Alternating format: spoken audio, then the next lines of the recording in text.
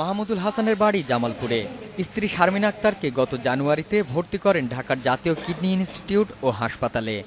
রাতে শারমিন আক্তার বেশি অসুস্থ বোধ করলে পাশের রুমে কর্তব্যরত নার্সকে ডাকতে যান হাসান। ঘুম ভাঙানোয় হাসানের সঙ্গে দুর্ব্যবহার করেন ওই নার্স। পরে হাসপাতালে একটি সাইনবোর্ডে SMS করে অভিযোগ করার সুবিধা দেখে বিষয়টি স্বাস্থ্য অধিদপ্তরকে জানান। ওই ঘটনার তদন্ত করে ব্যবস্থা নেওয়া হয়। চলে আসার পরে আমি সম্প্রতি জানতে পারলাম যে ওই নার্সের শাস্তি হয়েছে। তো এই বিষয়ে আমি অত্যন্ত খুশি। দেশের ৬০০ সরকারি হাসপাতাল সহ ৮০০ জায়গায় এভাবে অভিযোগ জানানোর সুবিধার কথা প্রচারের জন্য সাইনবোর্ড লাগানো হয়েছে। গত সোমবার পর্যন্ত ৪ বছরে ৩,৯৭৩টি SMS এসেছে। এসব অভিযোগের ৫৮ ভাগই কর্তব্যে অবহেলার।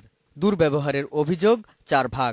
শতভাগ ক্ষেত্রে যারা আমাদের কাছে SMS পাঠান তাদের সবাইকে আমরা ফোন করি এবং মানুষ অন্তত এই ব্যাপারে খুশি হন যে তার যে অভিযোগ অথবা তার যে পরামর্শ সেটা সমাধানের ব্যাপারে আমরা আন্তরিকভাবে চেষ্টা করেছি।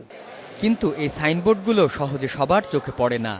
যেমন ঢাকা মেডিকেল কলেজ হাসপাতালের একমাত্র সাইনবোর্ডটি রয়েছে জরুরি বিভাগে। তো হয় সাইনবোর্ডটা একটা বহির্বিভাগে লাগানো আছে অথবা জরুরি বিভাগে লাগানো আছে, এটাই স্বাভাবিক। তো কাজেই যারা জরুরি বিভাগে যাচ্ছেন তারা হয়তো এই সাইনবোর্ডটা দেখছেন না, যারা বহির্বিভাগে যাচ্ছেন তারা হয়তো সাইনবোর্ডটা দেখছেন না। হাসপাতালগুলোতে সাইনবোর্ডের সংখ্যা আরও বাড়ানোর উদ্যোগ নেওয়া হবে বলে জানিয়েছেন তিনি।